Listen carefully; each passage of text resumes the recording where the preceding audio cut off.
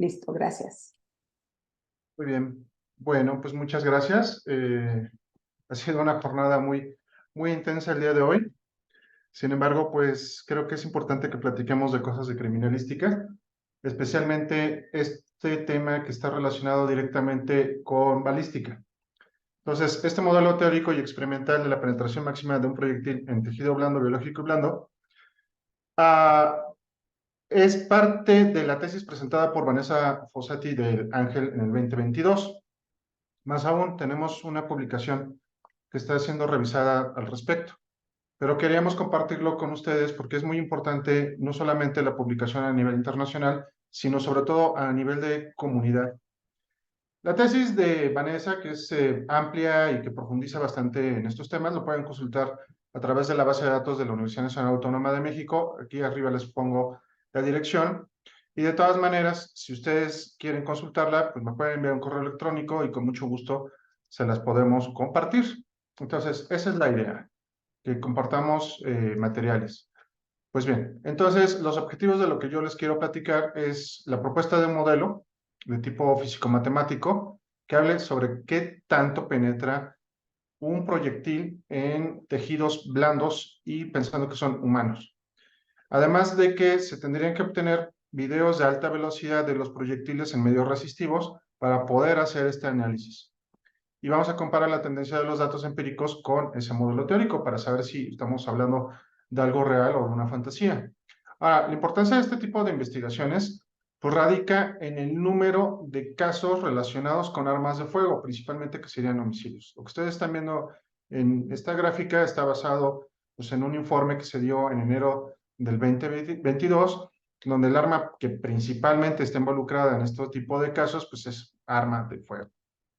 Más allá, pues ahí existe un caso motivador, donde pues una joven pierde pues, su vida en una instalación escolar a causa de un proyectil de arma de fuego. No voy a comentar más del caso, o sea, es más que suficiente con esto, porque es un caso singular donde tenemos que pues ingresó un proyectil del lado del costado derecho, a la altura de las costillas, y se insertó de su lado izquierdo. Y entonces, pues aquí empezaron a surgir algunas preguntas de investigación. De la pregunta de investigación que yo quiero tratar con ustedes en esta ocasión, pues está relacionada con cuál es la distancia máxima de la penetración del proyectil que es disparado. ¿Cuáles van a ser las variables importantes aquí? Y cómo se puede relacionar con lo que se observa respecto, por ejemplo, a la velocidad que ingresa pues, el proyectil a la persona. Y esto implica pues, los fundamentos de la balística, como el estudio del desplazamiento de un proyectil. Pero este desplazamiento pues, puede ser dentro del cañón, puede ser en el aire haciendo su trayectoria, o bien puede ser en el trayecto, que serían pues, parte de los efectos. Entonces estamos hablando de balística interna, externa y de efectos. Pero particularmente estamos hablando de balística de heridas. Ahora, dentro de la balística de heridas, pues tenemos que pueden ser perforantes, que sería que tenemos orificio de salida, y penetrantes, que pues alojaría el proyectil, en este caso de lo que estamos platicando, pues sería la bala, en alguna parte del tejido. Y esa profundidad de penetración sería la distancia máxima donde se estaría frenándose el proyectil dentro del cuerpo. Ahora, cuando nosotros tenemos un trayecto, lo que tenemos es también que se van a estar produciendo ondas de choque, se van a estar produciendo la ruptura de los tejidos, y esa ruptura lo que va a estar haciendo es disminuir la energía cinética del proyectil hasta que llegue a cero. En el caso que nos interesa, pues estamos hablando de, por ejemplo, pistolas tipo Glock, que son cortas, portables, son operables a través de nada más un solo puño, no necesita que se utilicen las dos manos, y su sistema de disparo es semiautomático.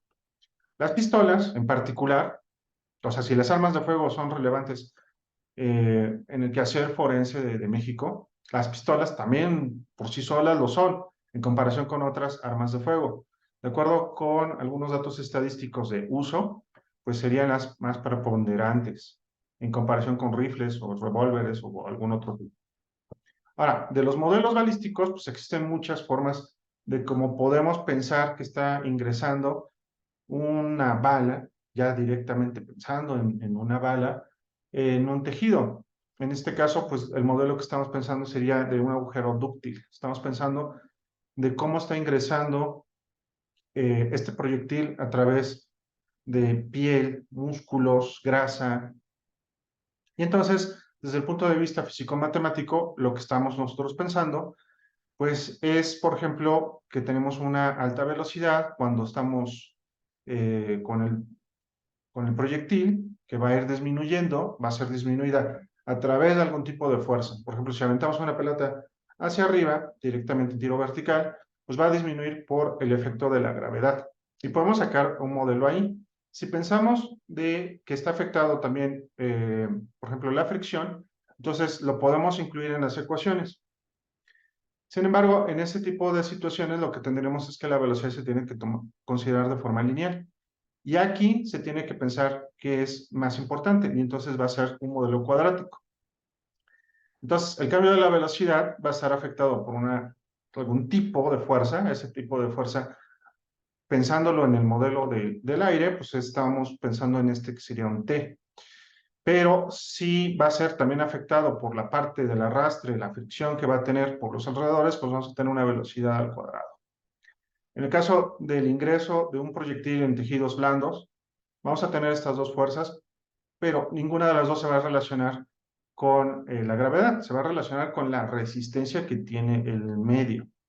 Y entonces, pues podemos reescribir de esta forma estas velocidades, donde tendremos un equivalente de velocidad terminal, donde pues habría cierto equilibrio con respecto a las fuerzas, que haría que ya no aumente más la velocidad, algo muy similar que sucede con los paracaidistas, pero ahorita estamos pensándolo con respecto a pues el ingreso de un proyectil.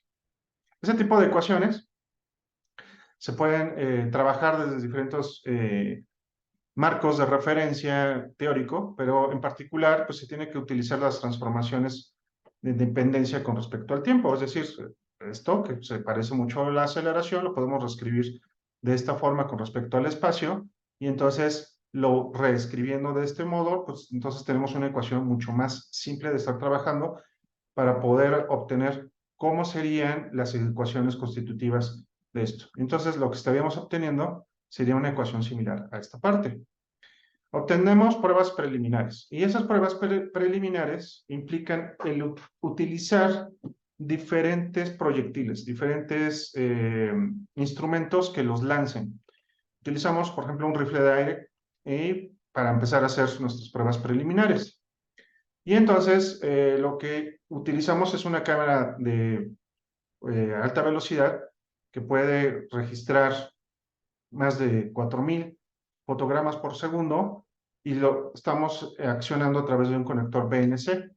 ¿Para qué? Pues para empezar a hacer nuestras pruebas de cómo sería el movimiento de estos proyectiles en lo que aparentarían ser tejidos blandos. Para los tejidos blandos, entonces hicimos nuestro propio gel balístico. Es algo más o menos conocido de estarlo haciendo, ¿no? Que serían materiales que son deformables de forma irreversible y pues le llamamos a estos maniquís. Y usualmente son soluciones que andan entre el 10%, 20% de masas de diferentes materiales, por ejemplo, en este caso granitina. Y pues hicimos esa preparación con una densidad fija y después hicimos nuestras pruebas en este gel con el rifle de aire y obteníamos, pues, que en el momento en que se detiene el proyectil, las postas. Obtuvimos muy buenos resultados, pero además los obtuvimos en video. Y ya cuando lo teníamos esto bien caracterizado, que ya lo teníamos bien para poder trabajar, entonces lo que hicimos fue ir a un stand de tiro de la fábrica Mendoza. Entonces, en este stand sí hicimos nuestras pruebas de tipo balístico con una Glock y con pues el armamento adecuado. Nos tuvimos auxiliares y tuvimos el material de seguridad correcto. Y aquí lo que ustedes pueden ver, pues, es que ese gel nos permitió construir una canaleta de 1 metro de largo por 10 por 10 centímetros. Y ahí fue donde hicimos el disparo casi a quemarropa, ¿no? Es una distancia muy pequeña. De este lado lo que se alcanza a ver es una lámpara de alta intensidad para que se puedan ver mejor los videos de alta velocidad y es parte del material que tenemos aquí en la Escuela Nacional para poder hacer este tipo de pruebas. Los análisis los realizamos en el video, no solamente el balístico con la Glock real, no solamente con el rifle de aire, sino con otros que habíamos encontrado. Por ejemplo, estos son un recorte de un análisis de video donde la pistola es activada dentro de una alberca. Y entonces lo que tenemos es una colección de diferentes armas que están pasando por estos medios resistivos y a la vez tenemos los videos que vamos conectando punto a punto en su trayecto para después llevarlo al modelo y ver si realmente podemos obtener información que sea relevante. Esto lo hicimos en un programa que se llama Tracker Physics. Las condiciones experimentales nos permitían utilizar este programa y estuvo bastante bien porque, por ejemplo, se obtenían muchos puntos. Por ejemplo, obteníamos alrededor eh, de más de 50 puntos, ¿no? Entonces, eso estaba bastante bien. Y lo que obteníamos, pues después eran ecuaciones que eran similares a las de nuestro modelo teórico. Esto nos permitió entonces, pues, obtener nuestros resultados. ¿Y qué es lo que obtenemos? Pues de la Ruger, pues las correlaciones con respecto al modelo teórico, pues andaban superiores de 0.91. La del revólver, que es parte de un video que no hicimos nosotros, sino que obtuvimos de una fuente secundaria, del 0.92. Fusiles de 0.95. De nuestros rifles de aire no son tan buenos los resultados, 0.7, 0.8, supera eso. Y de número de puntos, de mínimo tenemos 77. Y por ejemplo, en el caso ya de lo que corresponde a la parte balística, pues alcanzábamos, por ejemplo, ahí valores superiores a los 100 puntos. Entonces, así es como se ve el disparo de uno de los geles balísticos. Teníamos dos de este tipo de tiras largas para poder observar. Y de los videos obtenidos de estos disparos, pues hacíamos nuestras mediciones de tipo normal, pero también la de los videos. Entonces, de las Glocks, de los disparos en el stand de tiro que fuimos asistidos, obteníamos correlaciones de 0.7, por arriba de 0.7 con 23 puntos, y otra más de 0.9, por arriba de 0.9 con 59 puntos. Entonces, es adecuado, está bien, y observábamos en nuestras gráficas cómo iba disminuyendo la velocidad conforme iba aumentando la penetración. Entonces, por ejemplo, eso nos permitió ya acomodar nuestro modelo y entonces hacer una relación entre la distancia de penetración máxima con respecto a la velocidad del proyectil. Lo que ustedes están viendo aquí es una regresión inversa con respecto a los puntos. O sea, en lugar de hacer 1.000.000 de disparos, lo que estamos haciendo es tomar la información equivalente de cada uno de los videos para poder hacer este modelo. Entonces, ahora sí, nosotros ya tenemos una forma de relacionar la penetración con la velocidad del proyectil a la entrada del cuerpo. Y tenemos una alta coherencia con respecto a los datos. Entonces, en lo que es A, tenemos ya el equivalente de lo que sería una velocidad de impacto con respecto a la distancia de penetración. Es decir, o sea, si yo tengo la distancia de penetración, puedo calcular esa velocidad de impacto. Y con lo que obtuvimos respecto al fusil, pues es quien tiene mayor penetración. Y eso es bastante lógico con respecto además del resto de las armas. Haciendo una ampliación de lo que tenemos aquí de información, pues lo que observamos es que luego es el revólver que tiene mayor penetración respecto a la velocidad, luego la Glock, de nuestro experimento con el Hale, donde fuimos asistidos, y luego de la Ruger, y luego otra vez aparece la Glock. Y hasta abajo tenemos a los rifles de aire. Entonces, esto es muy coherente, esto está muy bien, esto nos da confianza con respecto a todos nuestros datos. Y entonces obtenemos nuestro resultado principal con respecto al Glock. En rojo lo que ustedes ven es cuando se utiliza el gel, pero debemos recordar que estos geles no necesariamente tienen que tener pues la consistencia en densidad que pueden tener los tejidos humanos. Y entonces hay que hacer un recálculo y en ese recálculo la densidad máxima del músculo estriado y de la densidad mínima de la grasa, donde tendríamos una mayor penetración. Pero todo esto es bastante coherente y entonces pues, en lo que estamos obteniendo es un excelente modelo teórico con respecto a este tipo de fenómenos de tipo balístico. Como conclusiones principales, pues la penetración máxima de esta Glock pues es de 0.82 metros en el tejido humano más blando, que sería el tejido adiposo, y en contraste de 0.67 metros, 67 centímetros, en lo que sería el músculo estriado. Los disparos con arma de fuego muestran que un proyectil puede alcanzar ajustes que sean superiores a correlaciones de 0.9, y eso habla muy bien con respecto al modelo. Mejores ajustes de puntos los obtenemos cuando las velocidades de salida del arma son entre 250 y 400 metros sobre segundo. Por abajo de eso, ya es un poco más difícil poder decir que el modelo es adecuado. Y por arriba de eso se pueden utilizar otras cosas. Ahora, los resultados derivados de estos experimentos simplemente son confiables. Y en ese sentido, pues yo les agradezco su atención y estoy para sus preguntas. Gracias. Muchas gracias, Vicente. Eh, Creo que todavía se está presentando. No sé si tengan alguna pregunta, estoy revisando y monitoreando en el chat constantemente. Si gustan escribir sus preguntas, vamos a ir haciendo una breve revisión entre cada una de las participaciones, por si hay alguna pregunta concreta que quieran hacerle al ponente, y ya entonces al final tendremos una serie de preguntas, abriremos el micrófono si alguien más quiere hacer preguntas a las diferentes pláticas que hemos recibido. Entonces, en este momento, alguien que quiera hacer una pregunta, porque creo que esto no lo había comentado al inicio, entonces en el chat ahora mismo no veo alguna cuestión que quieran preguntar, pero si no, irlas anotando y al final de las participaciones, pues podemos retomar. Si les parece bien, vamos entonces a continuar con la siguiente exposición. Y ahora voy a dar la palabra a, perdón, es,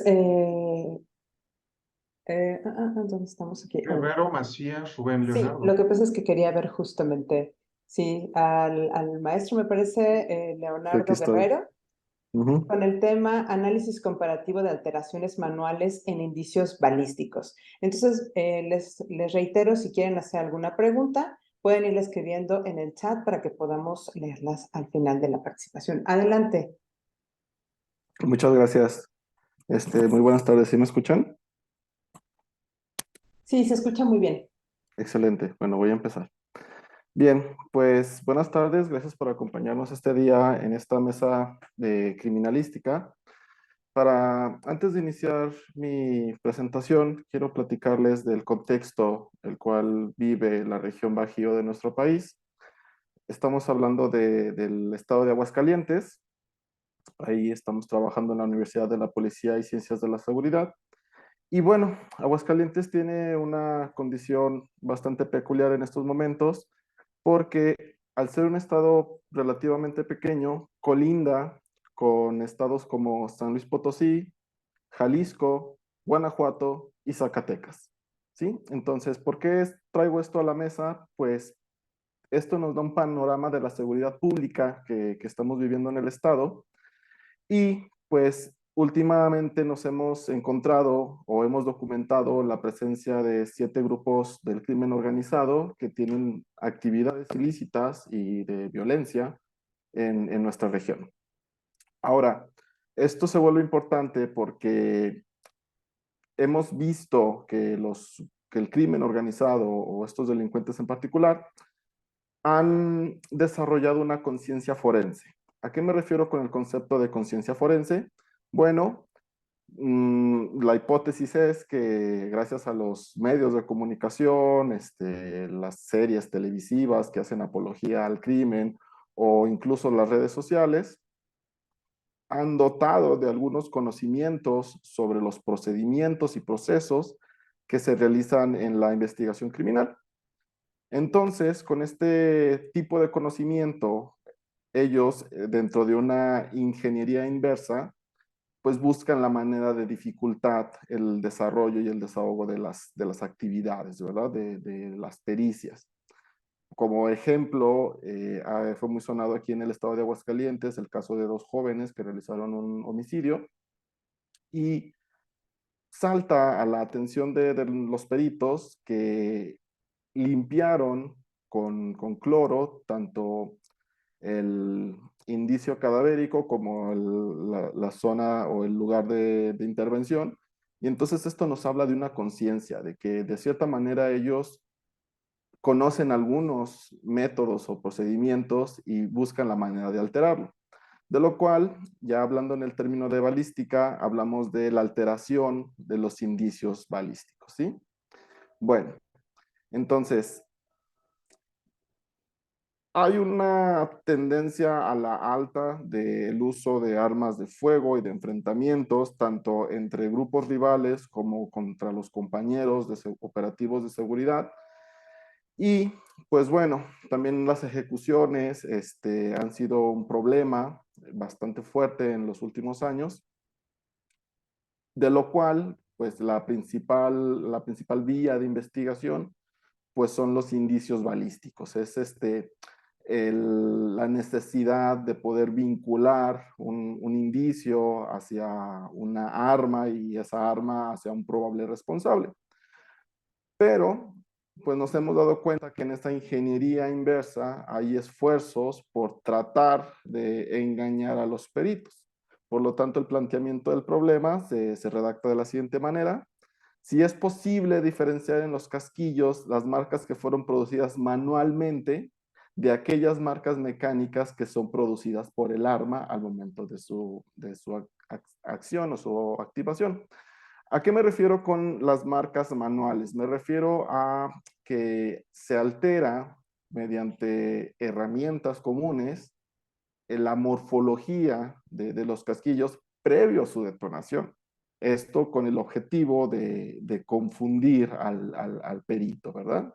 Por lo tanto, la hipótesis que se plantea es que es posible diferenciar las alteraciones en casquillos que fueron producidos manualmente en el patín, reborde y culote de las marcas mecánicas producidas por el accionamiento de armas cortas tipo pistola por medio del análisis visual. Bien, si bien es cierto, las pistolas ahorita tienen un uso bastante cotidiano dentro de lo que son las actividades ilícitas y los enfrentamientos, y la hipótesis de esta investigación se centra propiamente en analizar esas marcas mecánicas que produce el mismo accionar de la pistola y que son impresas principalmente en el patín, reborde y culote.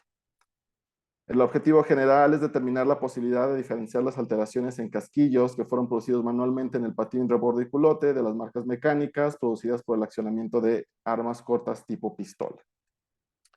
Sobre los objetivos específicos, buscamos conocer las marcas naturalmente producidas por los mecanismos de las pistolas en los casquillos, comprender el funcionamiento mecánico de las pistolas y de las impresiones de marcas en casquillos, analizar las diferencias características de las marcas que son producidas manualmente y por acción mecánica de una pistola, y así como aplicar los conocimientos de la balística interior para determinar el origen de las marcas en un casquillo.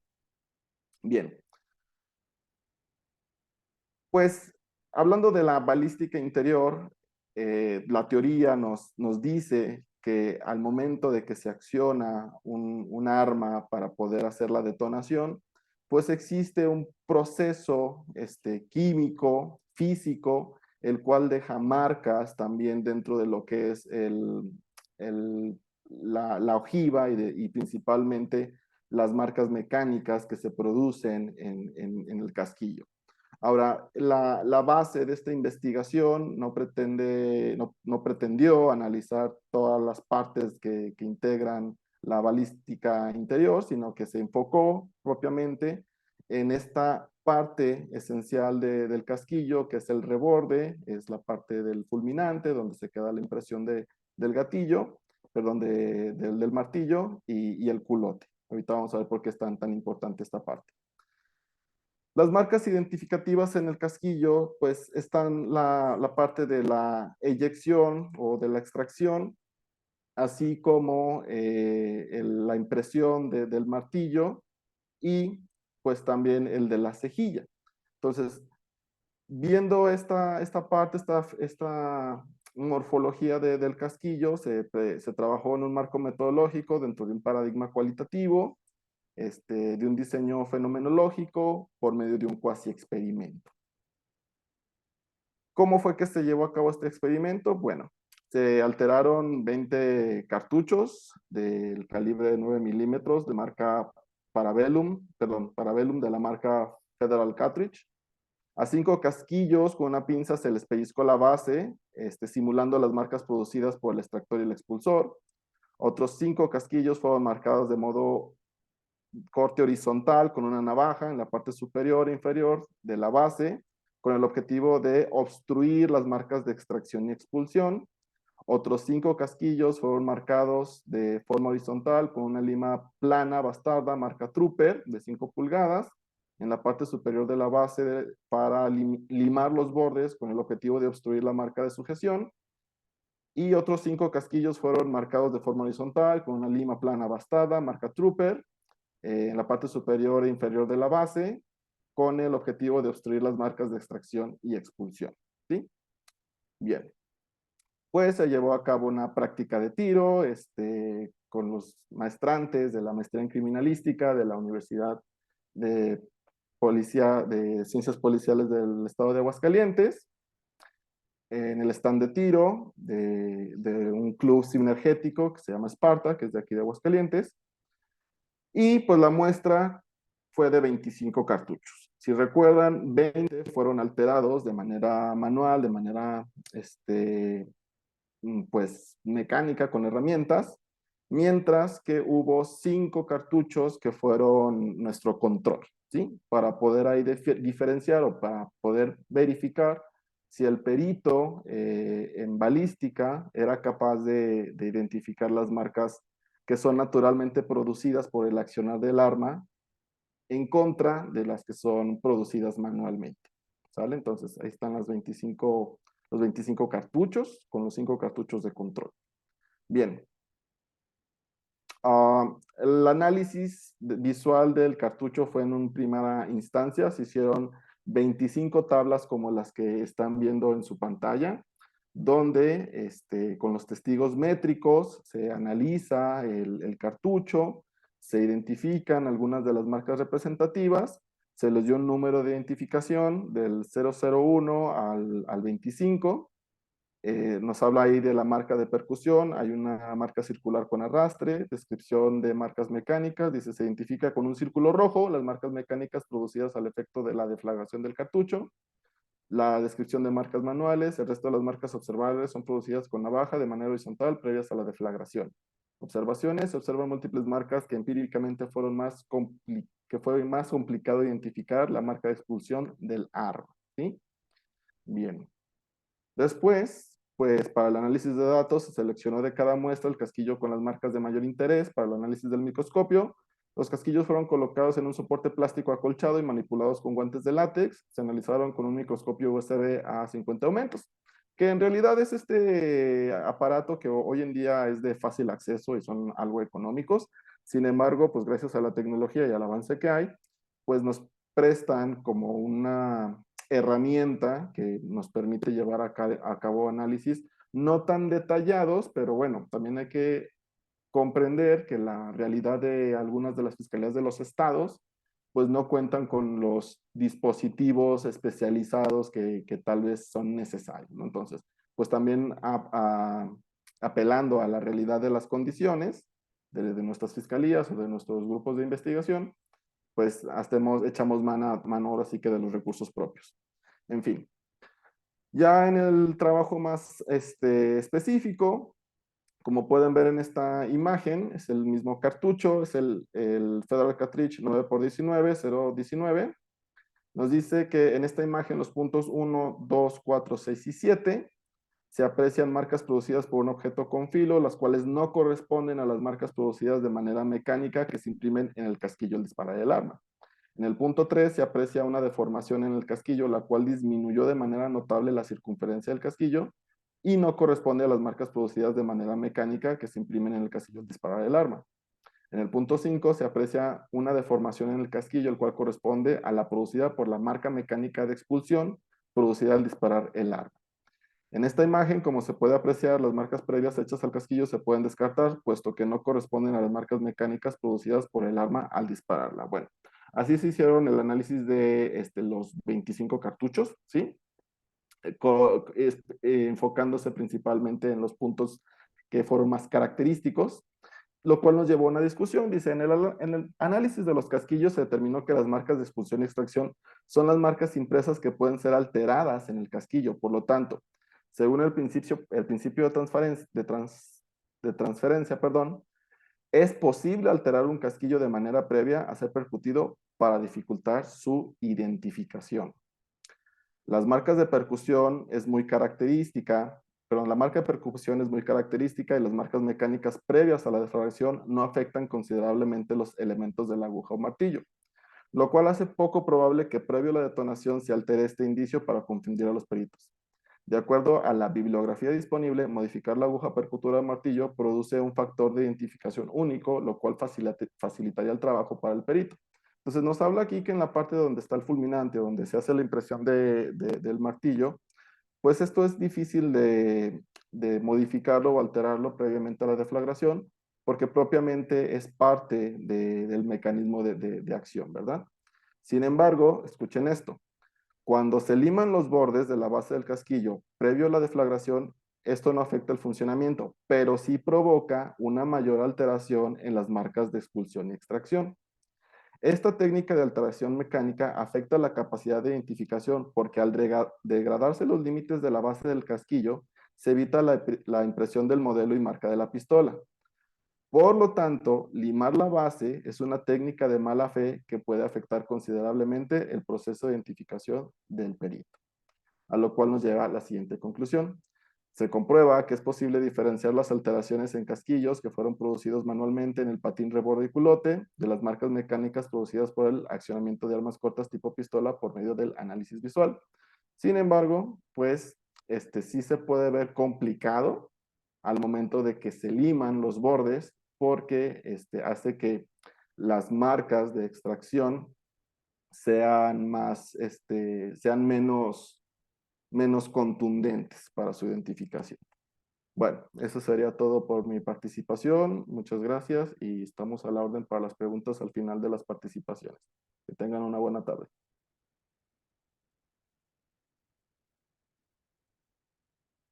Muchas gracias, doctor Leonardo Guerrero. Muy interesante la experimentación que se hizo. Ya tengo por ahí un par de preguntas que me surgieron durante la charla.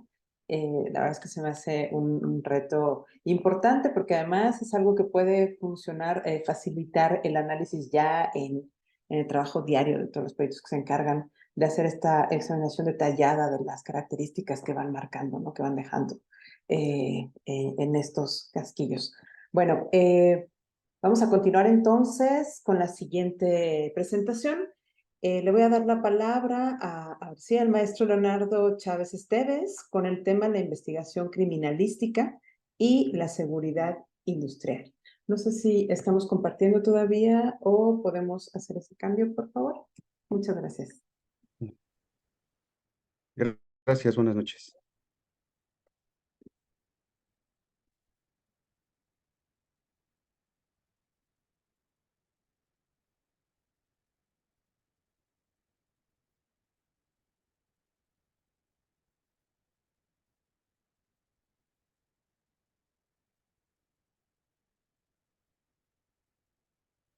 Gracias, buenas noches. Gracias por la invitación.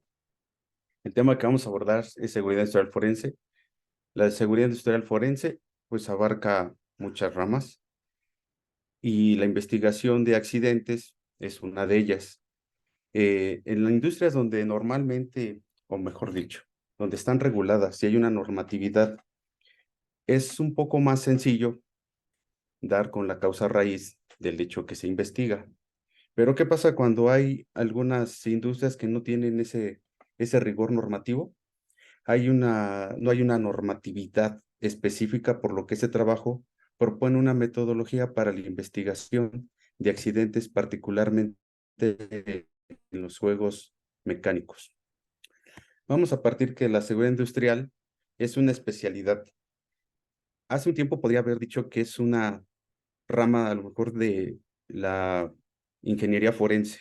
Sin embargo, con el transcurso del tiempo y el estudio de la seguridad industrial, nos damos cuenta que no es específica o de la ingeniería en general.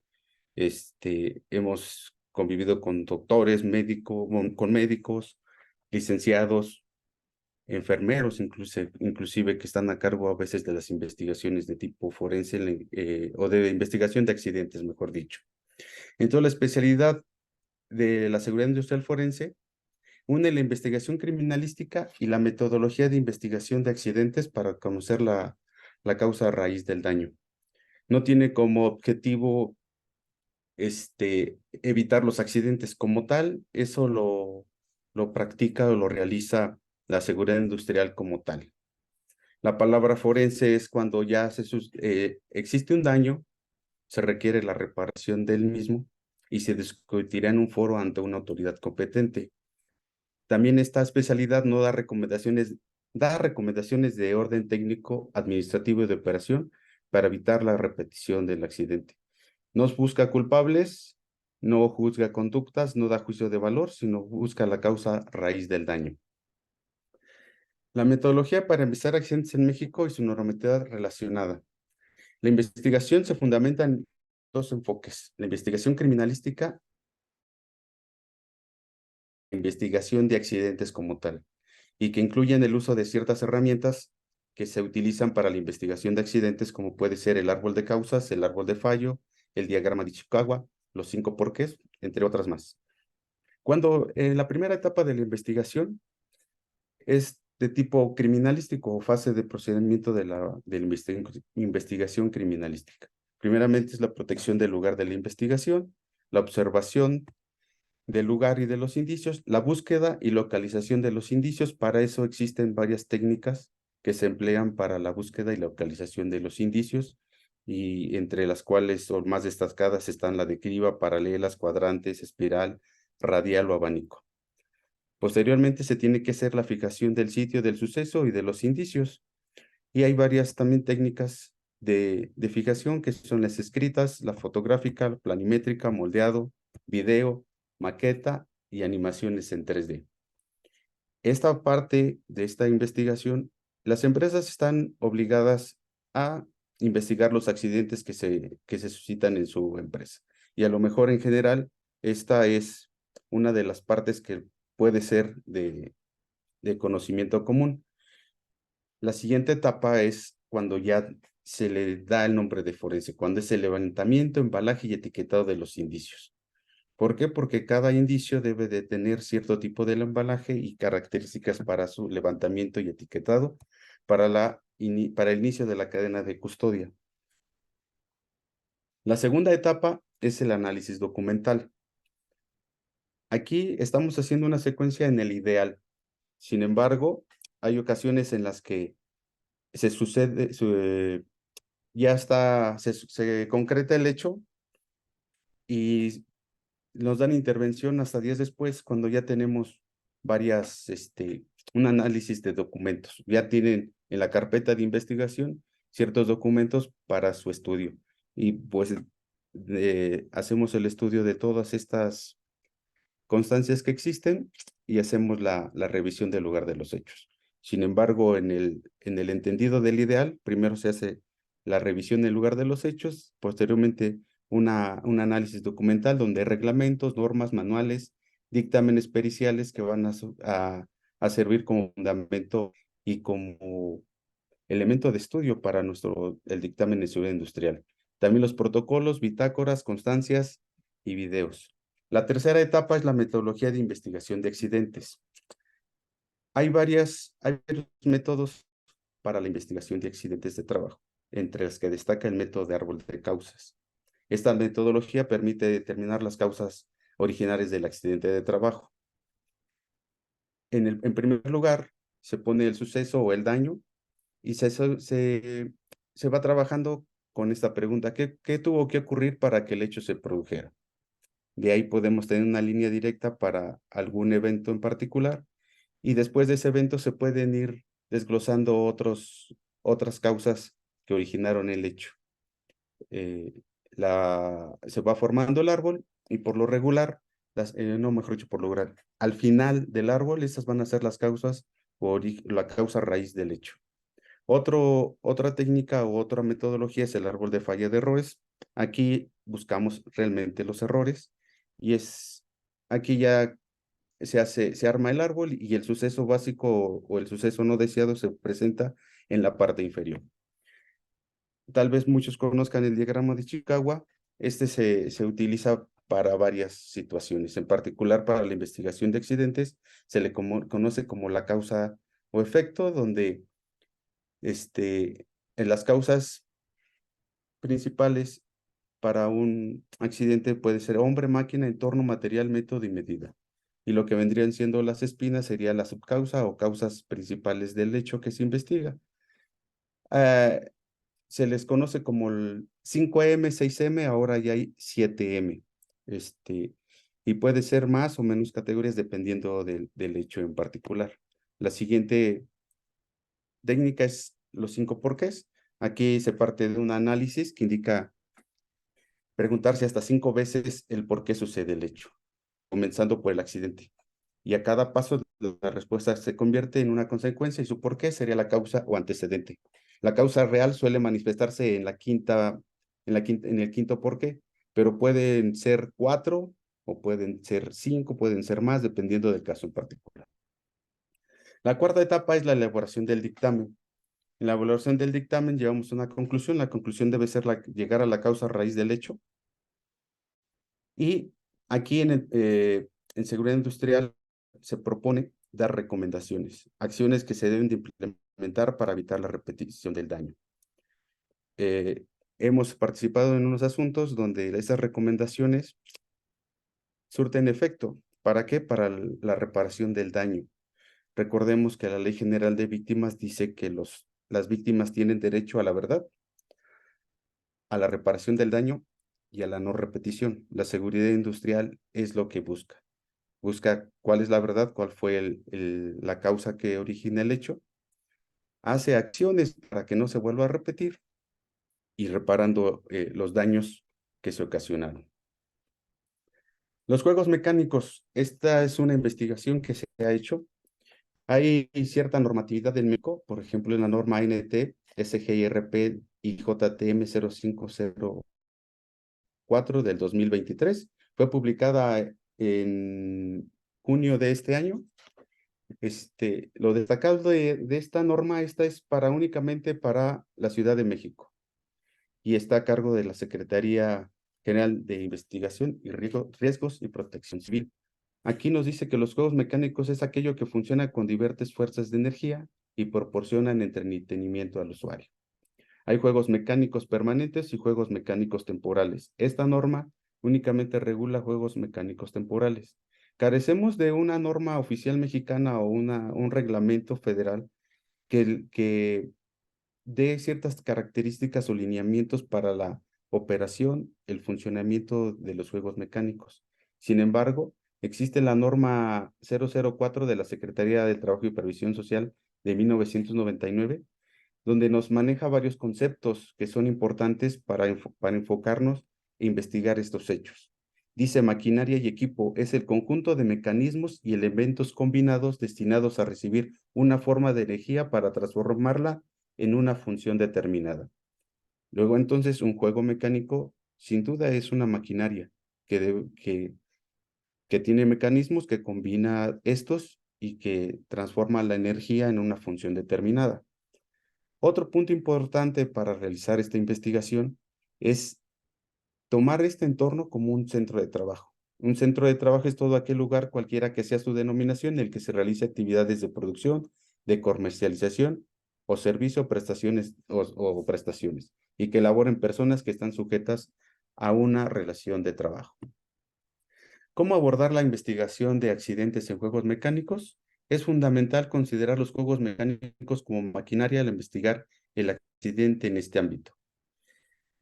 Se debe de analizar el área de los juegos mecánicos como un área de trabajo, y desde el punto de vista de un proceso de manufactura o en la industria, los usuarios deben ser analizados como materia prima antes de ingresar al juego. Cuando en las industrias la materia prima debe tener ciertas condiciones y características para poder iniciar el procedimiento. De igual manera, aquí se les puede tratar de esta forma, perdón, y ver las características que deben de tener los usuarios en cuanto a la estatura, la edad, condiciones físicas que no pongan en riesgo su trabajo. Después, como un subproducto durante el ciclo y como producto terminado desde que baja de la atracción y hasta que abandona el área. Se recomienda también al usuario considerarlo como parte integral de la maquinaria, hacer un análisis donde el usuario sea una parte de la maquinaria para que tenga elementos de sujeción y no pueda salir. La mayoría de los accidentes que nos ha tocado investigar sucede durante el funcionamiento o durante cuando el usuario se encuentra arriba del juego mecánico. Vamos a ver un caso práctico en el cual es una atracción denominada el pingüino. Estaba en un área infantil, cuatro personas del sexo masculino que oscilaban entre los 19 años suben a este juego mecánico. Este juego mecánico tiene la particularidad de que aunque el mecanismo está ligado a las 6 tazas que lo componen, cada taza presenta un volante interno que regula la velocidad de esa taza en particular. Entonces, estas 4 personas comienzan a dar giros y a darle al volante con mucha fuerza y alcanza una velocidad. Y a alguno de los usuarios se le hace divertido subirse a ese volante y sale disparado y le ocasiona un traumatismo craneoencefálico. Se hace la revisión del lugar, se hace la revisión de todo el análisis documental, reglamentos, normas oficiales mexicanas, el estudio de los dictámenes de criminalística, de fotografía, de química, de medicina. Después se va y se revisa el juego mecánico. Como lo podemos ver, es una velocidad muy, muy pequeña, son 6 ciclos por minuto. La verdad, la velocidad no es considerable y porque estaba en el área de juegos infantiles. Y entonces llegamos a la parte de la investigación del accidente como tal, utilizando la técnica de los 5 porqués. Se plantea el problema. ¿Cuál fue el problema? El traumatismo craneoencefálico de un usuario del juego denominado el pingüino. ¿Por qué? Pasó, al funcionar el juego mecánico, sale disparado el usuario de la taza número 6 a la estructura y se golpea. ¿Por qué sale? El juego fue manipulado a una velocidad considerable por 4 personas. ¿Por qué? Un usuario se paró sobre el volante de la taza. ¿Y por qué? Porque no se contaba con cinturones de seguridad. Aquí ya surge la causa raíz. El juego mecánico no contaba con estos dispositivos de seguridad que hicieran que las personas durante el ciclo estuvieran sentadas. Las recomendaciones que se hicieron para este caso en particular fue la de colocar cinturones en cada una de las tazas para evitar que las personas se levanten durante el juego y capacitar al operador para identificar que las acciones de los usuarios pueden poner en peligro a él y a las personas que circulan por el lugar. Las conclusiones a las que llegamos en este trabajo es que propone un enfoque metodológico para la exhaustiva revisión de los accidentes de juegos mecánicos empleando técnicas de investigación criminalística y de accidentes. Se enfatiza la importancia de cumplir con las regulaciones en cuanto a los juegos mecánicos y tratarlos formalmente como una maquinaria, al mismo tiempo resaltar el papel crucial de la seguridad industrial forense en la reparación integral del daño. ¿Por qué la reparación integral del daño? Ya lo habíamos comentado anteriormente, los derechos de las víctimas, las recomendaciones que da seguridad industrial, colaboran para que esta reparación sea proporcionada a las víctimas, y este estudio ofrece una perspectiva integral fundamentada para la seguridad en el ámbito de los juegos mecánicos. Este es mi contacto, muchas gracias, espero sus dudas y comentarios.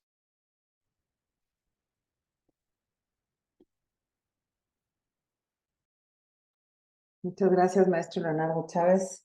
Es muy amplio el tipo de aspectos que se pueden abordar desde la seguridad industrial. Me parece un tema importante que, si bien se asocia o se asume, realmente pues poco se ha dado a difundir al respecto, ¿no? O sea, se maneja como un accidente en general, pero asociarlo o acotarlo ya a un área de estudio específica, pues es algo ya de entrada una propuesta pues novedosa o que sea como de aplicación, que pueda ser de aplicación, ¿no? Tenemos Sí, una pregunta y creo que puede ser respondida bastante breve. Entonces, si quieren, voy a aprovechar para realizarla antes de pasar a la última ponencia, que es una pregunta del doctor Vicente Torres, que pregunta, perdón, porque son preguntas para el doctor Leonardo Guerrero. Sí, entonces yo creo que seguimos entonces dejamos estas preguntas para el final y continuamos entonces con la última presentación, que sería la participación, el cierre con la participación de la científica forense Vanessa Espinosa de la Rosa. Con mucho orgullo le doy la palabra con el tema Fundamentos para nuevas metodologías de análisis de indicios. Bienvenida, Vanessa. Gracias. Hola, buenas tardes. Muchas gracias por la invitación. Em, Justamente quiero plantearles un poco sobre, creo que más que respuestas, van a ser preguntas y sobre todo problemáticas y en específico de casos de delitos de desaparición. Entonces, también para que tomen en cuenta que muchas de las cosas que voy a estar diciendo es en específico en este tipo de casos. Bueno, les voy a poner un poco del planteamiento del problema, los objetivos, la revisión de protocolos y conceptos y una propuesta de cómo podemos abordar estos casos, estas problemáticas que les voy a plantear.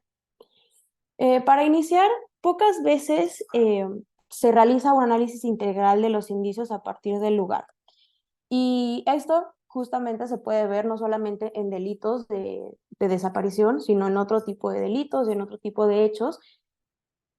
¿Por qué es un problema? Para empezar, me refiero también a análisis integral, no solamente a que un mismo indicio se analice por diferentes especialidades, sino después de que las especialidades hayan hecho sus dictámenes y su trabajo, hayan llegado a diferentes conclusiones.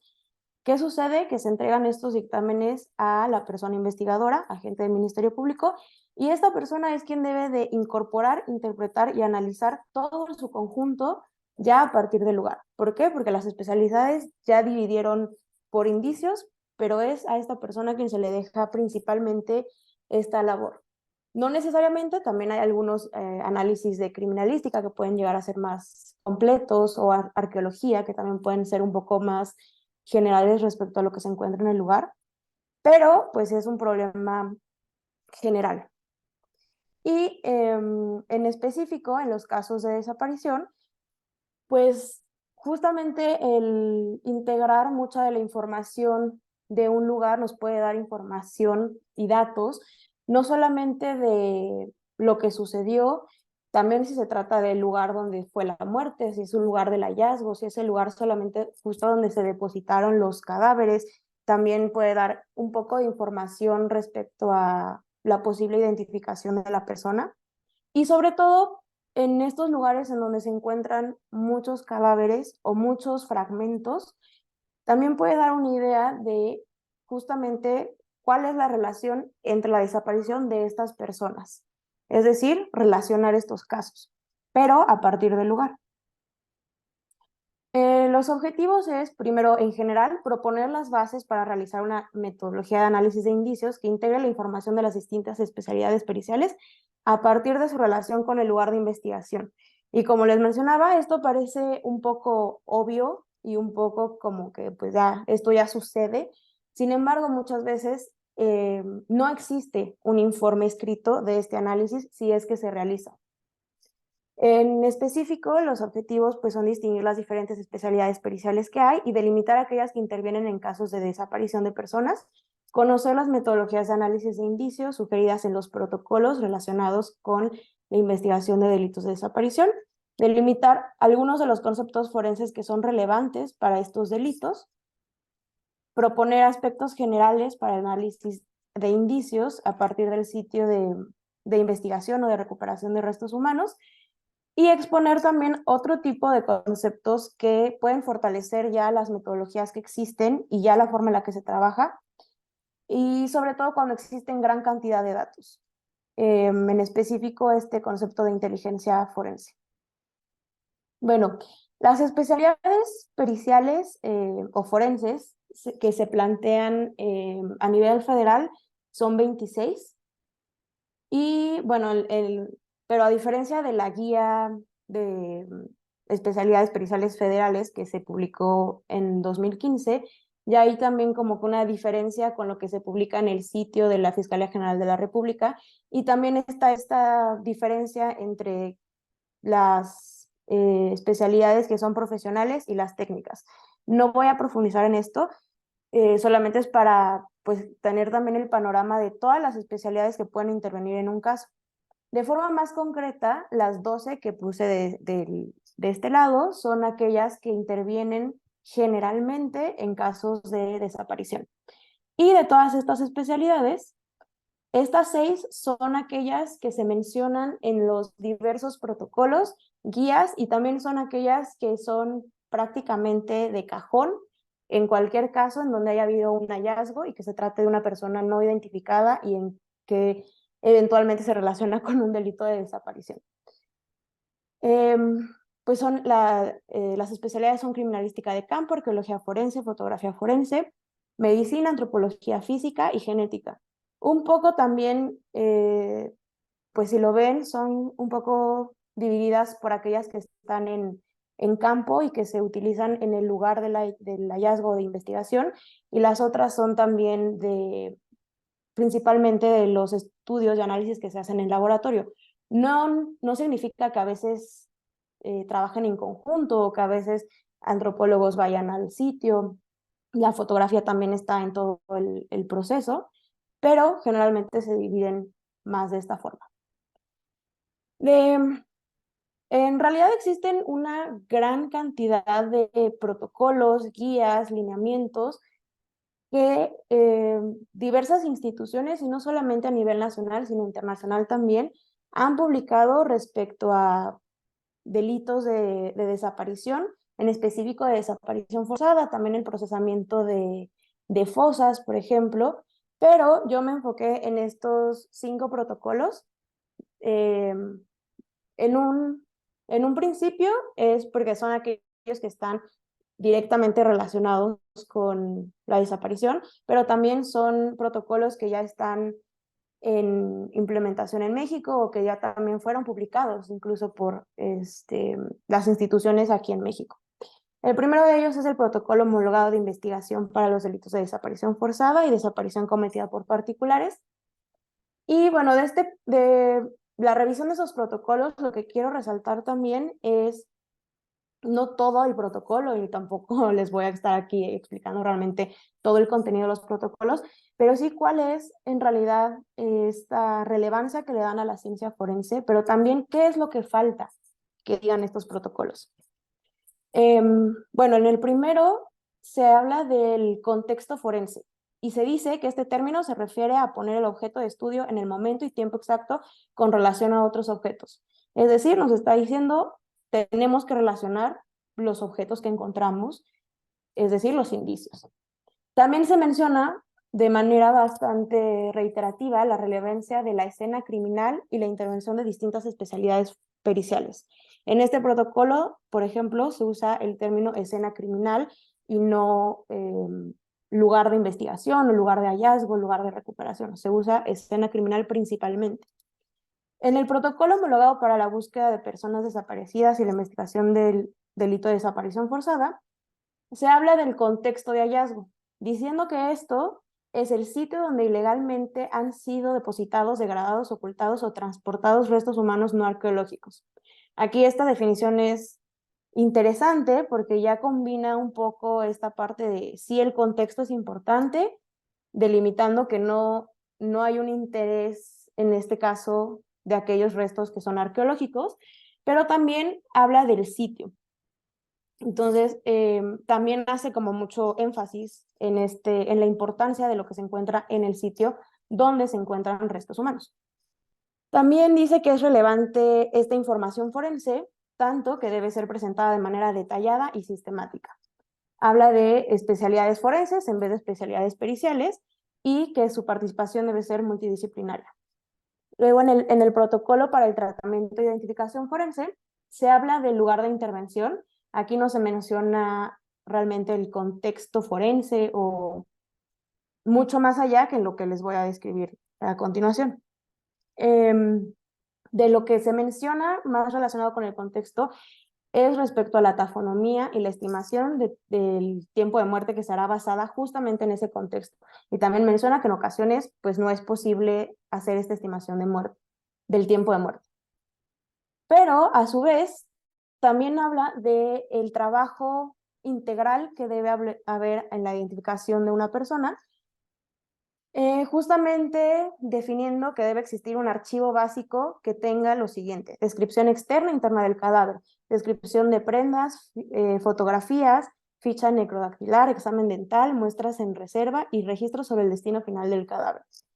Esto es relevante porque aquí ya nos está diciendo que debe existir un documento que sí integre al menos toda esta información. No dice cómo, no dice tal cual toda la estructura que debe de tener, pero al menos sí el contenido mínimo.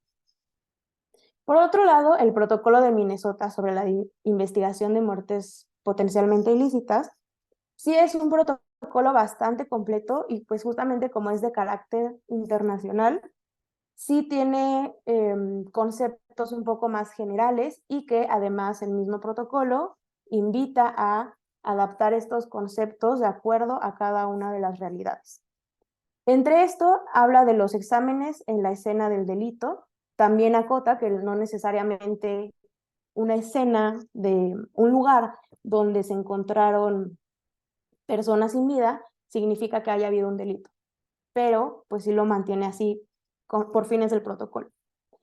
Y dice que estos exámenes tienen como objetivo documentar, reunir, preservar pruebas admisibles que permitan vincular a sospechosos y víctimas. Otra vez aquí ya está haciendo, pues sí, delimitando que el objetivo de esto es hacer este vínculo entre víctimas y sospechosos.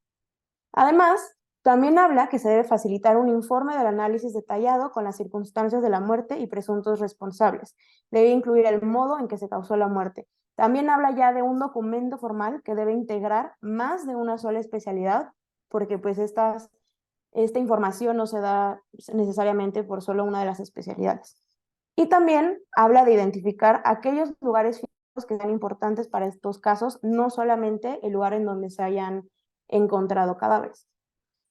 El protocolo modelo para la investigación forense de muertes sospechosas de haberse producido por violación de los derechos humanos también habla un poco más del contexto solamente en términos de procesos tafonómicos y habla que son importantes por los factores ambientales, individuales, criminales y culturales. Pero tampoco ahonda mucho más en eso y hace énfasis en que el examen del sitio del hallazgo es bastante importante. En este protocolo, la parte interesante es que también ya lleva una guía más o menos clara, pero solamente lo hace por especialidad y se enfoca mucho más en medicina y en antropología. Y también lo hace más respecto a delitos de tortura más que de desaparición. Entonces, en realidad en todos estos protocolos sí existe un énfasis en la importancia del lugar de la investigación y también en que deben intervenir diferentes especialidades. Pero ¿qué pasa? Como ya les fui adelantando un poco, existen una gran variedad de protocolos y guías que pues justamente hablan de distintos conceptos, términos y en ocasiones se refieren a lo mismo. Yo resumí un poco estos cinco conceptos, de los cuales pues son más utilizados en estos protocolos, pero también pues ya en la investigación de delitos de desaparición. El primero de ellos es el contexto. Como les mencioné anteriormente, pues habla del contexto del hallazgo, del contexto forense y de la importancia de factores ambientales, individuales, criminales y culturales. Todo esto es, ok, si ya me dices que es importante el contexto, pero en realidad no va mucho más allá de, es importante, pero no nos explican el por qué, ni cómo es que eso se debe integrar ya al análisis de cada uno de los indicios. Por otro lado, no siempre se mencionan fosas, sino se habla también de escena del delito, escena criminal, lugar de intervención, lugar del hallazgo. A veces hay términos como fosa clandestina, fosa masiva, fosa común, que a pesar de que fosa común sí hay una definición legal al respecto, pues muchas veces se confunde. Y pues una ventaja de que justamente no se use el término de fosa es porque sí deja amplio este término para aquellos restos que se encuentran en superficie y en distintas condiciones. Otro de los conceptos que también se usa de manera variada es el de cadáver, ya que en ocasiones se utilizan términos como restos humanos, osamenta, restos óseos, segmentos, fragmentos óseos, y en algunos casos es un poco más consistente. Por ejemplo, en el protocolo de búsqueda es un poco más consistente en decir restos humanos. En el protocolo de investigación de delitos de desaparición forzada habla un poco más del cadáver. Sin embargo, ambos protocolos deben utilizarse y ambos se refieren a cosas similares. Sin embargo, no hay claridad de cuál es la distinción entre uno y el otro, o si ni siquiera hay distinción. En el análisis de indicios se hace mucho énfasis en el procesamiento del lugar, en la importancia de documentar y de preservar estos indicios, pero también se habla, como ya mencioné, de analizar a partir de cada una de las especialidades y de cuáles son las especialidades más relevantes en este tipo de casos, pero no se habla en ningún momento de, ya que tengo las conclusiones en cada una de mis especialidades, ¿qué procede? ¿Cómo integro esta información? Y a pesar de que es algo que puede ser muy complejo de decir en un protocolo o en una guía, la misma diferencia de conceptos hace que no sea posible entender justo qué especialidad debe tener un rol solo dentro de su campo, o si es muy necesario que trabaje con otras áreas. En el caso de un informe, pues sí se habla de un informe forense, por ejemplo, el archivo básico de identificación, el informe forense homologado o el dictamen forense multidisciplinario. Pero más allá tampoco, a pesar de que esto sí engloba un poco más qué especialidades deben intervenir, lo que no se especifica es que en realidad va alineado hacia la identificación de la persona, pero no necesariamente a la investigación de los hechos que ocurrieron. Bueno, hablando específicamente del análisis de indicios y procesamiento del lugar, ya existen también técnicas y métodos que de hecho pues durante el día hemos estado escuchando bastante sobre ejemplos y sobre cómo se realiza esto, sobre la preservación, búsqueda y procesamiento de indicios, así como pues los 3 pasos de identificar, clasificar e individualizar los indicios, y las preguntas básicas de la investigación, que son qué, quién, cuándo, dónde, cómo, con qué y por qué sucedió. Sin embargo, como les he mencionado, no hay una integración de toda esta información, sobre todo cuando hablamos de especialidades muy distintas. En ocasiones, cuando hay un análisis de química, por ejemplo, en un resto óseo, no se especifica, o depende, en realidad, si se llega a especificar, depende de la persona que haya hecho el análisis, que los elementos que se encontraron en ese análisis, ¿cuál es la relevancia para el caso? ¿Qué otros indicios me puedes dar o qué otra información me puede dar ese análisis? Y bueno, hablando de esto también, hasta ahora me he enfocado justamente hablando del lugar, a partir del lugar donde se encuentran cadáveres o restos humanos. Sin embargo, ¿qué sucede con el procesamiento de otros lugares relacionados con la desaparición? Es decir, aquellos lugares en donde se sabe que desapareció una persona, o si hay indicios de que la persona fue trasladada a otro lugar, ¿cuál fue ese lugar? ¿Se procesó ese lugar o no se procesó? Entonces también es importante que mantener en mente que en estos casos, en ocasiones hay el traslado de una persona, y no necesariamente cuando se habla de esto del procesamiento de los lugares y de la intervención de estas especialidades se habla de los otros lugares previos al lugar en donde se encontraron los cadáveres o el cadáver.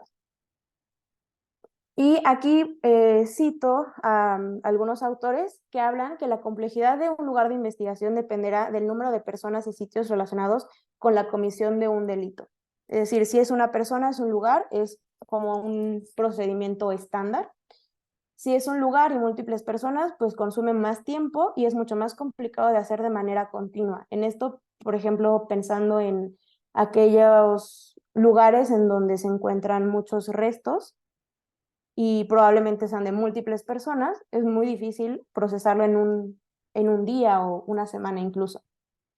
También, bueno, cuando se trata de múltiples lugares y solo una persona, es de esto que les estaba hablando un poco, cuando consume mucho personal y es muy complicado hacer el trabajo en paralelo. Por ejemplo, una sola persona que ya tenemos identificada que la privaron de la libertad en algún lugar y luego tuvo un traslado y después hubo el hallazgo del cadáver, pues es también un poco más complejo que cuando solamente se involucra una persona y un lugar. Y estos autores determinan que los lugares más complicados de investigar son aquellos que involucran múltiples personas y múltiples lugares. En realidad también juegan un poco con este concepto de qué es el lugar de investigación, diciendo que no solamente se refiere al lugar donde hay el hallazgo de un cadáver o de una persona que estuvo desaparecida, ya sea con vida o sin vida, sino todos aquellos lugares por los que pudo haber dejado indicio de qué fue lo que sucedió. Entonces, en este caso, pues consume mucho personal y mucho tiempo, por lo cual lo determinan como un lugar bastante complejo. Quiero darles dos ejemplos de justamente qué pasa cuando se observa justamente el análisis ya de manera integral, cuando hay este trabajo en equipo multidisciplinario e interdisciplinario y cuando también se observan muchas veces estos informes o estos estudios a partir del sitio. Estos ejemplos son, en primer lugar, el dictamen que se hizo del basurero de Cocula por el equipo de antropología argentino, de antropología forense argentino. Y en realidad tampoco voy a profundizar en esto, pero si tienen oportunidad de leerlo y de verlo, pueden entender más de exactamente de lo que les estoy hablando, de cómo integraron las diferentes especialidades para poder llegar a conclusiones mucho más concretas y mucho más basadas en evidencia en realidad. Y el otro es el proyecto de Forensic Architecture, que también tienen muchas intervenciones en distintos casos, y lo interesante de esto es que ellos sí hacen sus análisis y sus productos 100% considerando el lugar. Y son las características del lugar, distintas perspectivas que tengan de fotografías, de videos, de testimonios, y a partir del lugar y de todos los testimonios que tienen y todos los indicios que tienen, es que empiezan a hacer esta reconstrucción de los hechos. Y bueno, como les mencioné, el trabajar con múltiples personas y múltiples lugares involucra mucha información.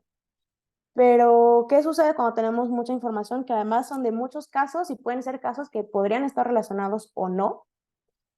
El procesamiento de estos datos y de esta información se vuelve mucho más largo, involucra mucho más personal, mucho más tiempo.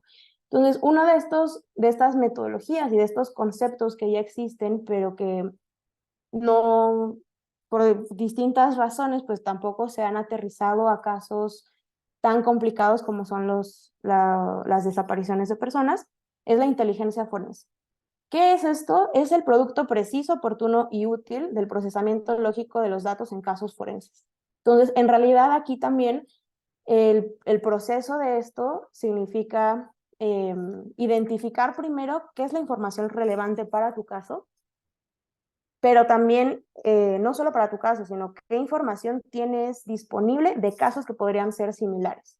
Después de eso, ya individualizar de toda esa información disponible cuáles son los datos que yo voy a estar utilizando, posteriormente asociar esos datos y cómo se va a hacer para poder llegar a una reconstrucción y que todos estos pasos ayuden a una toma de decisiones.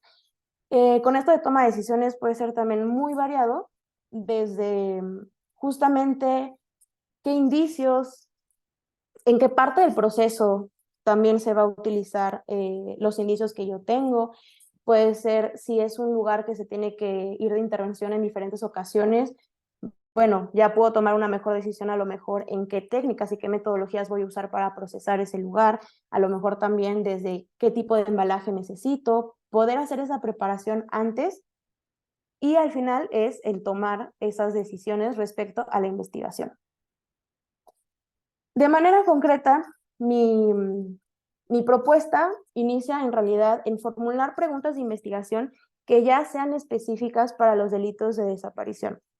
Creo que para explicar un poco más a qué me refiero con eso, un gran ejemplo es cuando se habla de, por ejemplo, del feminicidio. Creo que ya se ha logrado desarrollar el cómo vamos a comprobar que es por razones de género o cómo podemos comprobar justamente ya todas las características del tipo penal y cómo podemos diferenciar un feminicidio de un homicidio. Entonces, ese tipo de las preguntas ya se han estado desarrollando para poder contestarlas. Pero en los casos de desaparición, todavía creo que hay mucha confusión entre, y se nota justamente en los protocolos, hay mucha confusión entre hacer una investigación a partir de pensar que es una privación de la libertad, un secuestro, es trata, si es un homicidio, y esto en gran parte es por las complicaciones de eso. El mismo delito implica que se oculte la información. Entonces, para empezar, creo que una de las preguntas que se pueden hacer respecto a este tipo de investigaciones es, ¿qué es la información que se está ocultando principalmente en estos casos? Muy probablemente es la identidad de la persona cuando ya se encuentran en cadáveres en algún sitio. Entonces, desde ahí creo que es empezar a formular preguntas más específicas respecto a los delitos de desaparición. Además de esto, es consolidar conceptos que además estén adaptados también a los delitos de desaparición. Justamente el hablar ya de tantas definiciones para el lugar de investigación, pero además en estos conceptos que les mencioné, sí se hacen diferencias a decir solamente lugar de investigación. En algunas de ellas hablan ya justamente del contexto, de la importancia de los factores ambientales o culturales o criminales. Entonces creo que sí es necesario hacer conceptos mucho más puntuales.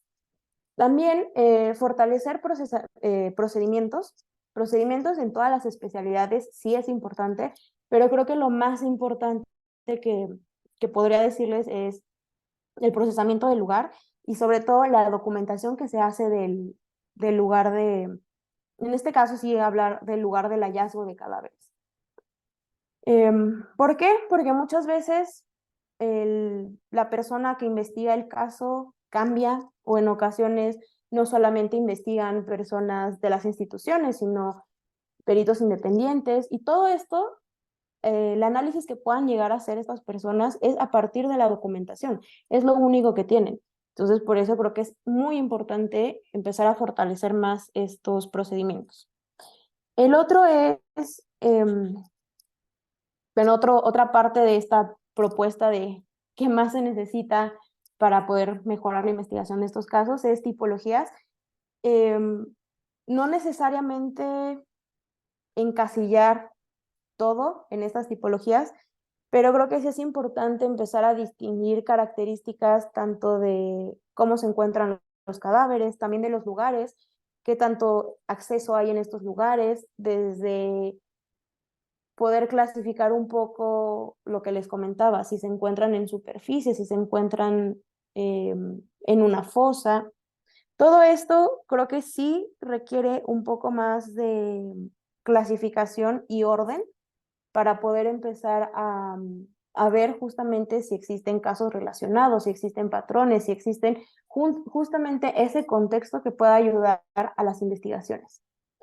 El otro punto es la investigación en sí. Creo que muchos de estos protocolos, como les mencionaban, está mucho más enfocado en la identificación de las personas, lo cual sí puede ser lo más relevante, pero cuando es hasta el momento científicamente poco probable que se pueda identificar por las condiciones en las que se encuentran estos cadáveres, creo que se debe de buscar qué otras respuestas se pueden dar. No solamente la identificación de la persona, sino qué más se puede decir de este lugar, de estos casos, de las personas que pudieron estar en este sitio. Y el último punto sería el procesamiento de datos. Como les comentaba, no solamente es tener la información de los dictámenes, sino de esta información trasladarlo a datos que puedan ser útiles y que además puedan ser comparables. ¿Qué sucede? Que en ocasiones en los dictámenes hay quienes registran los indicios o los fragmentos óseos en el número de fragmentos, pero hay quienes lo hacen solamente a partir del peso. Entonces, este tipo de cosas también deben de ser, van un poco ligadas con lo de los procedimientos, pero estos son el tipo de cosas que se deben de empezar a consolidar para poder hacer bases de datos que sean mucho más confiables y que además sea no solo a partir de la persona, sino a partir del sitio. ¿Por qué? Porque todos los indicios que encontremos, y independientemente de cuál sea el análisis, lo que los vincula es el sitio. Y a pesar de que, como les digo, esto suena un poco obvio, pero muchas veces en casos tan complicados como lo son de personas desaparecidas y donde en realidad hay dos formas principales de saber del hecho, es con una denuncia de familiares o conocidos o encontrando los cadáveres. Entonces, justamente el ligar estos dos sitios de donde pudo haber estado la persona por última vez y en dónde pudo haber estado o dónde está su cadáver, eso es el hacer esa conexión es lo que nos va a permitir también darle mucha más fortaleza a los otros indicios que tengamos y la otra información que se tenga. Y bueno, respecto a todo esto, como les comenté, en realidad les estoy planteando muchas de las problemáticas, más que ya las bases sólidas.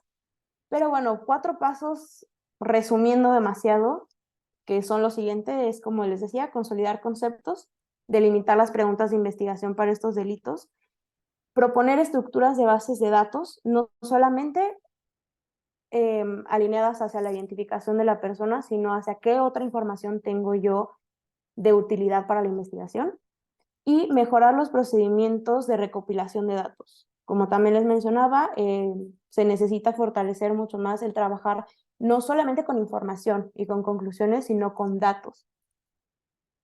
Y bueno, acá les dejo un poco de las referencias que consulté y eso sería todo de mi parte.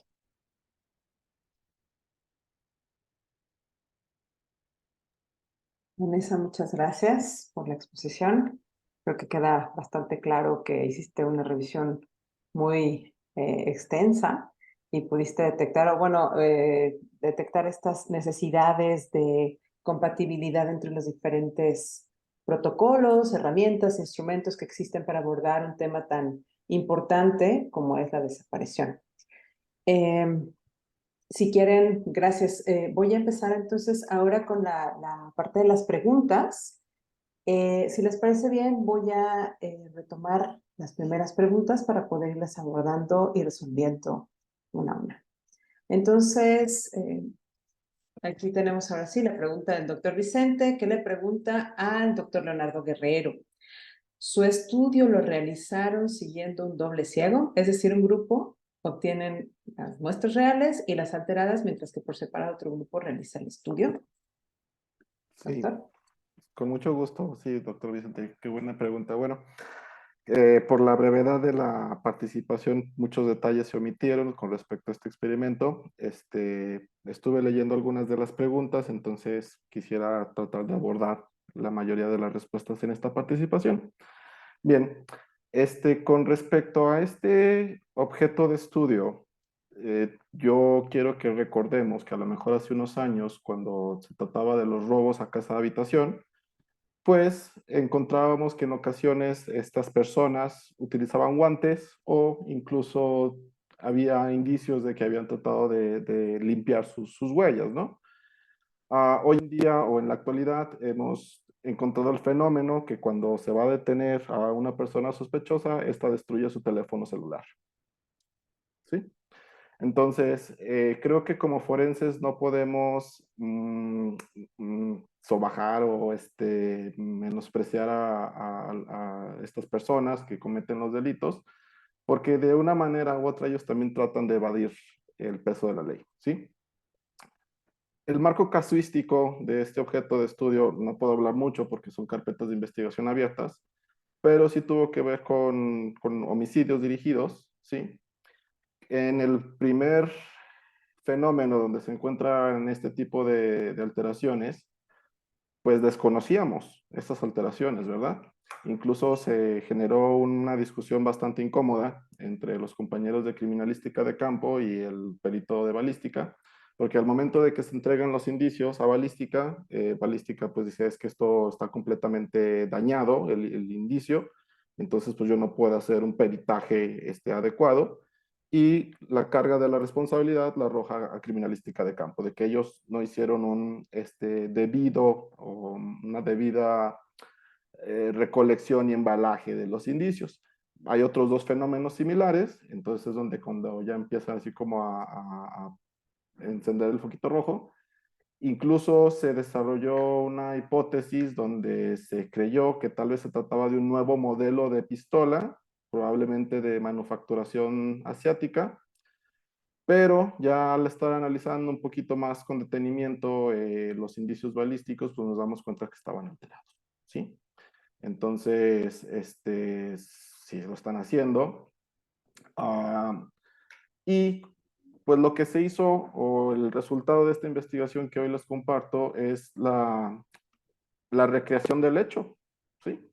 En este sentido, sí, un maestrante fue el que hizo las alteraciones con las herramientas, y el otro participante de toda esta investigación fue el perito de balística quien realizó los dictámenes, ¿sí? Entonces, fueron dos personas completamente diferentes, uno es el que hace las alteraciones y el otro es el que las dictamina.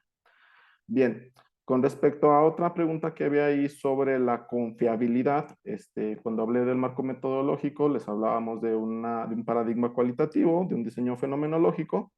Creo que eso es lo que falta. Creo que necesitamos hacer un estudio más longitudinal o a lo mejor una muestra más amplia para poder llevar a cabo un paradigma cuantitativo que nos permita estadísticamente poder darle mayor confiabilidad a estos resultados. Sin embargo, pues nuestra primera premisa fue comprender el fenómeno, ¿sí? O sea, qué es lo que estaba pasando y por qué estaba pasando, y poder disipar esas dudas que nos llevaba a cuestionar la actuación de los compañeros de criminalística de campo, y también para tratar de comprender hasta desde la perspectiva un poco criminológica, pues lo que estaba sucediendo, ¿no? El comportamiento criminal.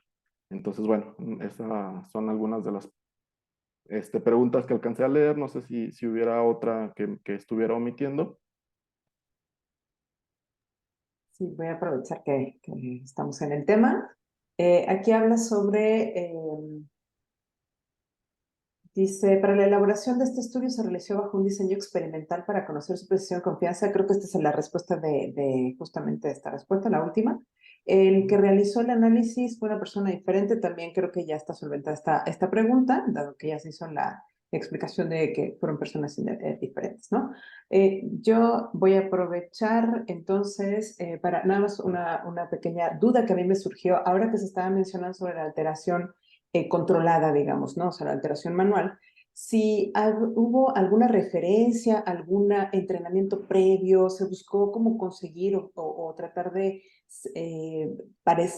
hacer parecer, o sea, tener un patrón de referencia inicial. Vaya, esta persona, el maestrante que hizo las alteraciones manuales, las alteraciones con conocimiento de causa, si tenía como alguna referencia o algo que estuviera buscando en específico reproducir para saber que fuera como lo más cercano posible a lo que se presenta cuando se detona un arma, ¿no? Sí, mira, lo que pasa es que en la universidad está dirigida principalmente para servidores públicos, ¿sí? De hecho, los programas de licenciatura tienen que ser para personas, o sea, compañeros en servicio, y la maestría, que es profesionalizante, pues también es para compañeros en servicio. Ya tiene un par de generaciones que se abrió al público en general, con una serie de elementos de control de confianza, pero bueno, a lo que voy con esto es para justificar el hecho de que el maestrante como tal tenía conocimiento de los casos que les estoy platicando y de las carpetas de investigación. Entonces, en ese sentido, de ahí se toma como la información base del fenómeno que se está estudiando, del objeto de investigación, y pues también de la teoría tenía que ver con lo que ha estado documentado de la manipulación, pero más que nada de la ojiva, ¿sí? No sé si también cabe aquí mencionar esto, donde nosotros de ahí partimos, donde sí, antes de accionar, hay registros donde se manipulan pues las balas, las ojivas y los cartuchos. Ok. Pues creo que quedarían entonces con respuesta a las preguntas que se elaboraron al respecto. Entonces voy a dar paso a otra pregunta que tiene que ver con, me parece que es el tema de la última intervención de Vanessa. Comenta aquí Aureliano Ramos Chimal, actualmente se consideran 3 lugares que son el lugar de los hechos, el enlace, el hallazgo, y hacen la referencia al término de lugar de investigación. No sé, Vanessa, si tú en esta revisión que hiciste de los protocolos pudiste encontrar con estas diferencias entre los conceptos, ¿podrías comentarnos algo al respecto de este término en específico?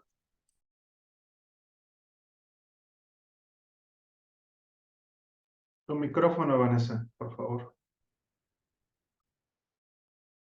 Perdón. Justamente sí se hace sí se utilizan todos estos conceptos que les mencioné. No se delimita justamente hablar de lugar de los hechos, enlace y el hallazgo. Sí se utilizan lugar de investigación, lugar de intervención, contexto de hallazgo para hablar de sitios, fosas clandestinas, escena del delito, escena criminal. Y en muchos de estos protocolos, sobre todo el de investigación para delitos de desaparición, no cuenta con un glosario. Entonces, justamente deja así de amplio, y a pesar de que ya en términos en criminalística y ya digamos que un experto forense utiliza estos términos, en los protocolos sí está muy variado. Sí, eso es lo que notábamos ahora que nos estabas comentando sobre las diferencias o similitudes que podíamos encontrar en los protocolos. Y en este sentido voy a abordar la siguiente pregunta que tiene que ver con el protocolo Minnesota.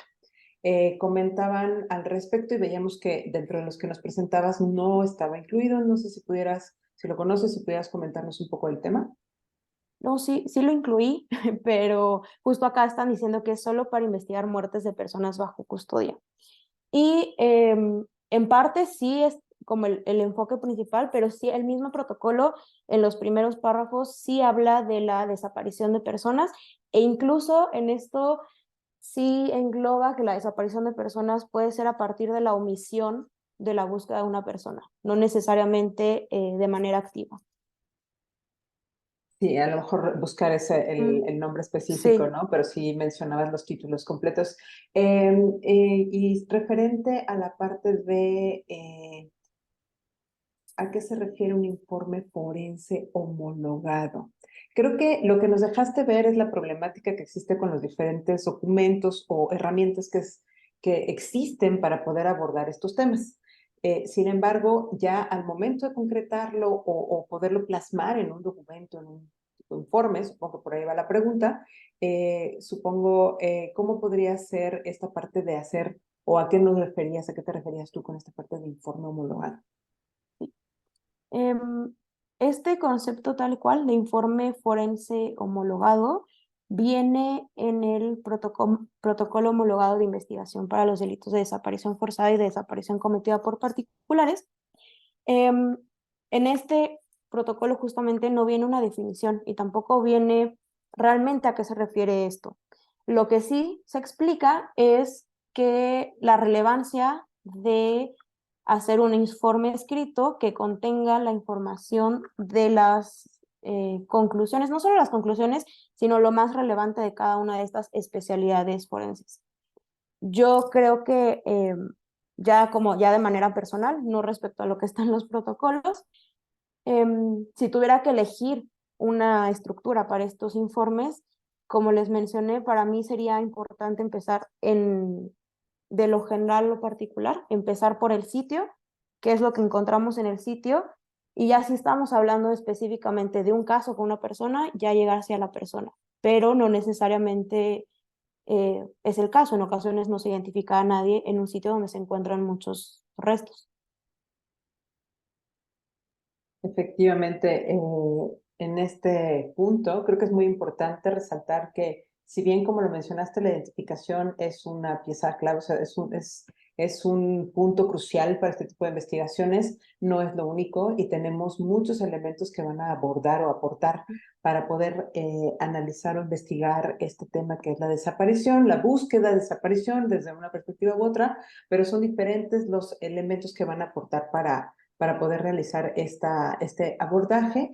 Y lo que yo veo realmente como complejo, lo que mencionabas, ¿no? Diferentes personas, diferentes sitios, diferentes indicios, diferentes tipos de especialidades que participan. Bueno, pues esto lo vuelve todavía más complicado, ¿no? Aquí tenemos una pregunta de Andrea Itzel Rodríguez, que para Vanessa también, que dice, ¿realmente qué tanto ha afectado en las investigaciones que estos conceptos no estén homologados? Es una pregunta complicada de responder tal cual, pero de manera puntual creo que las dos problemáticas de no tener homologados estos conceptos son, una, no se puede hacer justamente este conteo ni de indicios ni de lugares. Y tanto es que el Registro Nacional de Fosas, y creo que si dice sitios de investigación o sitio de algo así dice, es el nombre completo del registro que debería de existir, todavía no se logra concretar, precisamente porque no se sabe si se refería a la ley a que se debe de contar las fosas comunes, o todo lugar en donde se haya encontrado un cadáver, o todo lugar donde se encuentra un cadáver que no ha sido identificado. Entonces, eso impacta en poder hacer un conteo. Y ya en la investigación, impacta en que justamente no es fácil poder hacer esta conexión de casos que pudieran estar relacionados, porque para algunas personas era una fosa, pero para otras era todavía la superficie. Entonces no sabemos si pudieron haber sido incluso las mismas personas las responsables, que claro que es una inferencia que tiene que estar mucho más apoyada de evidencia y no solo una inferencia, pero que ni siquiera se puede plantear esa hipótesis porque no están homologados estos conceptos. Me imagino el reto al vertirlo o concentrarlo en una base de datos, ¿no? Estas diferencias de conceptos puede hacer que en una búsqueda no encontremos toda la información relacionada a un mismo hecho porque está registrado de diferentes formas, ¿no? Solo por el hecho de tener un concepto distinto que se refiere a lo mismo, ¿no? Creo que por ahí va un poco la problemática en estos temas que tienen tanta información, tanta cantidad de datos asociados, ¿no? Aquí hacían una pregunta específica sobre los protocolos que mencionabas, sobre particulares o no particulares. Pregunta Berenice Marín, si podrías profundizar un poquito más cuando te refieres a particulares, ¿a qué te refieres? Si son servidores públicos, policías. Bueno, en realidad en delitos de desaparición justamente se hace sobre todo, esto ya va más hacia el tipo penal en realidad, se hace la distinción cuando hay la participación u omisión de servidores públicos y cuando es otra persona que no sea servidora pública. Y esto fue a partir justamente de la concepción que se tenía principalmente de la desaparición forzada, a partir de sí temas políticos y sociales, pero pues justamente como sabrán, pues en México la delincuencia organizada pues justamente no entraba dentro de este tipo de personas. Entonces, generalmente se refiere a eso en particular, se pensó mucho en eso, pero también es cualquier persona, tal cual. Entonces está más encaminado hacia cualquier persona o estos delitos. ¿Qué parece? Bueno, me parece que tenemos ya nada más un par de felicitaciones, gracias por las ponencias, gracias por su participación a los ponentes, y yo quiero reiterar un poco, retomando las diferentes perspectivas que tuvimos en las pláticas el día de hoy, la relevancia de aportar este tipo de propuestas metodológicas, de estudios, o realizar investigaciones concretas que puedan ir aportando cada vez más a la investigación de diferentes hechos. En este tema, que sería en general criminalística, pero si vimos, tiene diferentes vertientes, ¿no? O sea, el hecho de desarrollar modelos matemáticos, comprobar que sean útiles y que puedan ser aplicados en diferentes situaciones, o hasta qué tanto se puede aplicar este modelo matemático en ciertos casos, cuando sí, cuando no. El hecho de estas investigaciones en contextos de accidentes, como el que nos mencionaba el maestro Leonardo, sobre un juego mecánico, ¿no? O sea, que podríamos decir, bueno, esto es un accidente y punto. Bueno, pero sí tiene que haber una investigación que nos lleve al detalle específico de cuál es la evidencia que soporta ese resultado al que estoy llegando, ¿no? Y ya en contextos que tengan que ver con elementos o indicios en particular, como es el caso de del arma de fuego, estos cartuchos, estas alteraciones provocadas, y en un contexto todavía un poco más amplio en este ámbito de búsqueda, ¿no? Que creo que ahí es donde se integran, o es todavía un reto, si bien en cada una de las áreas es un reto y cada una está aportando información que puede ser muy útil en las investigaciones, pues en el tema de búsqueda de desaparición todavía pues se recurre a diferentes áreas, diferentes especialidades y por ende diferentes indicios. Felicitaciones a todos los ponentes, muchas gracias por compartirnos un poco de su experiencia, de lo que han desarrollado y por seguir aportando para crecer, robustecer y fortalecer el área de criminalística. Me parece que ya solo tenemos excelentes ponentes, saludos, felicitaciones, así que podremos dar por concluida la mesa el día de hoy. Gracias y los invitamos a continuar el día de mañana con las presentaciones que van a estar durante la mañana y bueno, en la tarde con las mesas libres también. Gracias a todos. Gracias.